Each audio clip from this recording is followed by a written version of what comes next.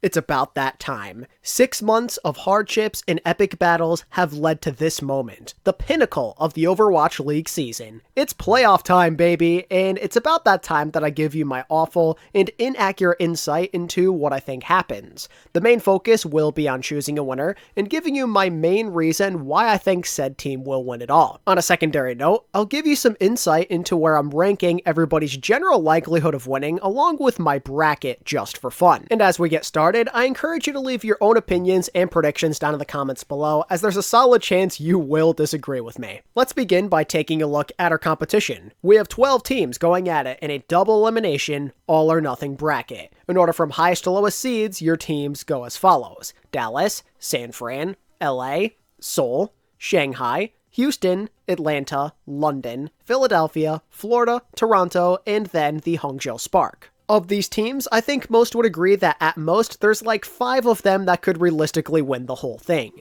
Your highest upper tier is most definitely for most people Dallas, Seoul, and the Gladiators. These 3 have the best overall chance of winning in my honest opinion. They've been the most consistent and the most clutch. The Glads and Fuel have been on a hot streak recently, and Seoul just have those proven players for the big moments. And right below them are going to be Shanghai and San Fran for me. Shanghai have the experience factor and a well-rounded roster, and they're the defending champs, so you just can't count them out, especially if they get the ball rolling. As for San Francisco, I'm a bit more on the fence with them. I think they deserve to be in the conversation, as they've proven they can make it to the big dance, and they're very talented, and they can make the tournament finals and everything, but it's just a matter of finishing. That's the one concern. They're clutch, but oftentimes not clutch enough to get the job done. But who knows, maybe they finally have gained enough experience to get over the hump. I mean, when you have Proper, Violet, and Striker, you're definitely a title contender no matter what. In the next tier, we have what I consider to be Grand Finals hopefuls. You don't expect them to go all the way, but you know they could if a few things end up going their way. And those teams are The Reign, Fusion, and Outlaws. Atlanta and Philly in particular are just well proven in tournament scenarios and are not to be taken lightly. With Houston, they don't have the accolades that others do, but they do possess a lot of the right pieces to keep up. They're prone to choking to teams they shouldn't to, but in return, they have shown they can beat Dallas-level teams if they're well prepared, so for that, they definitely get the middle tier. And in the final tier of how likely your team is to win the championship, I have Florida, Toronto, Hangzhou, and London, and in my opinion, none of these teams have the upside to go all the way. It would take an absolute miracle. They're late-round threats at most, as maybe there's a chance 1 or 2 of them can go far, but the expectations are definitely minimal. They just don't have the assets or the proven track record to suggest they're a contender. They're good, but not great, and when you're playing the best of the best, that's really all it takes to knock you out. Most of these guys are either too inconsistent or lack the star power to keep up with the real heavyweights of this bracket. So now that we have that settled, let me unveil my favorites to win the championship. So for a while, I was thinking very hard about this. This is the first year where I genuinely feel like it's more than like a 2 or even 3 team race. The talent is absolutely stacked, it's a brand new game, and a new meta on top of that could really shake things up.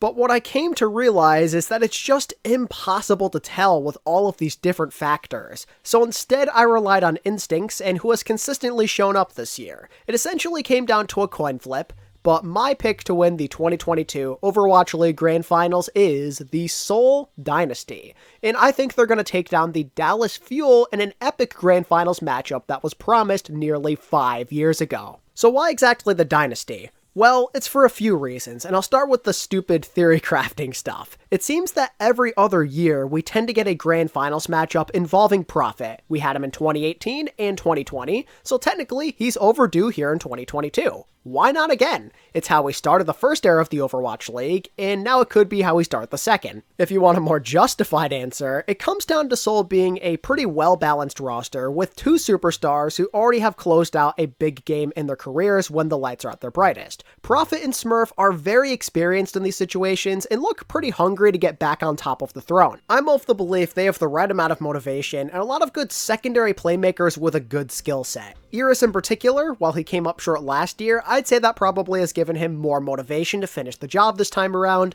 and genuinely he might be a little underrated still, as he's looked really good in his short time in a Seoul uniform. And since he isn't being depended on as much as some of these other superstar flex supports, I think he might have a good chance of keeping up with some pressure-free Overwatch. Then you have Vindime, who has been a top main support all year, as well as Fitz, who literally has played so good in the grand finals once before already. Seoul just have a lot of trustworthy playmakers for a big moment such as this one. Seoul have the ideal balance of superstars, flexibility, and clutch factor. Now, I will tell you, I do not have a lot of confidence in this prediction. There is absolutely no guarantee they even get out of the first round. I mean, this bracket is very stacked. There's a low floor for disappointment, but also some of the highest upside in the Overwatch League. They're a risky pick, but maybe a worthwhile one. There aren't many teams that are at their level on the surface. They're very good at finding ways to stay on top. I have faith that Seoul can show up even if there is a drastic meta change, and I can't say the same for a lot of these other foes who either aren't as flexible or just are very dependent on specific comfort picks.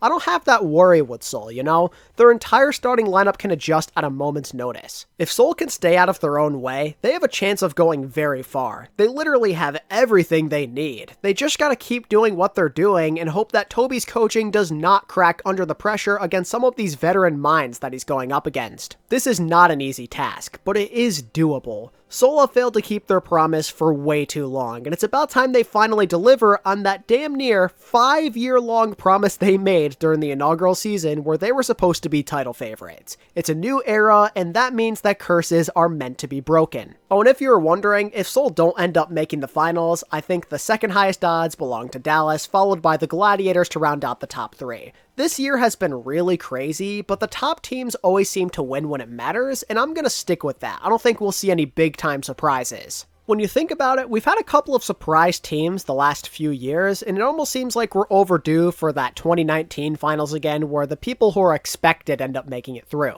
So yeah, I'm taking the Dynasty as my Grand Finals champions for the pure BS factor, and because, well, anything's possible, right? Let's have the world burn down. But some of you probably want to know what the bracket's looking like this year. Well, here you go.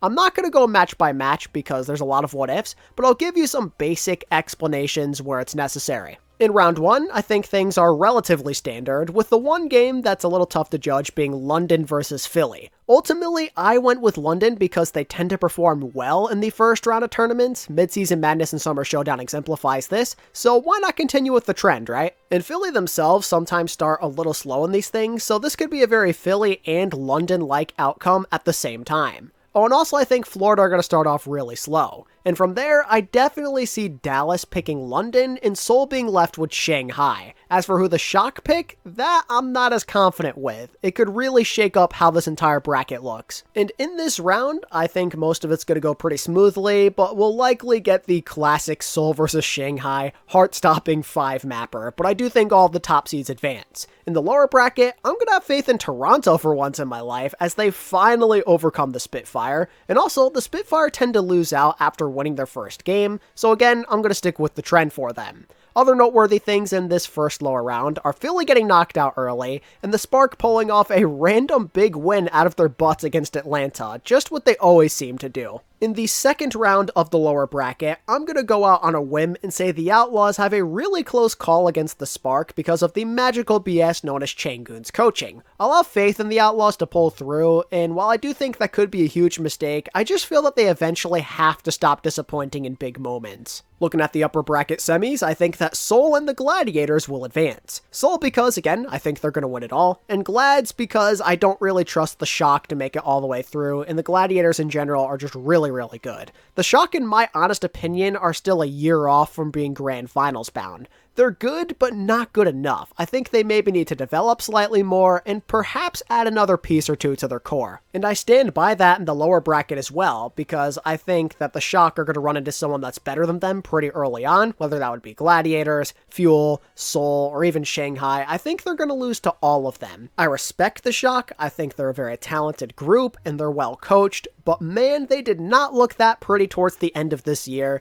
and it seemed to me like as time was going on, they were just relying relying on Proper more and more to do just about everything for them, and that's not a winning brand of Overwatch. We saw the Hunters try and do it with Leave last year, and it ended up falling flat. And simultaneously, this is where I think Dallas get their wake-up call and second win, so to speak. In a similar fashion to the Summer Showdown, they're gonna have a big-time scare, but this time after getting stunned in the upper bracket. But inevitably, they're going to pull through in a close game that puts them on a hot streak that allows them to make the finals. It would be very fitting if they ran into the Outlaws during this time and they finally end up overcoming their Texas rivals who have been putting them down all year, and that's kind of the spark plug that gets them going. But once they reach the finals, that's where I think it'll end. After Seoul somehow beat the Gladiators, don't ask me why, it'll just happen, Seoul are going to have the confidence to beat just about anybody, because at that point they will have beaten all of their toughest opponents already. Nothing will stop Prophet and Smurf once they get on a roll and have that confidence factor.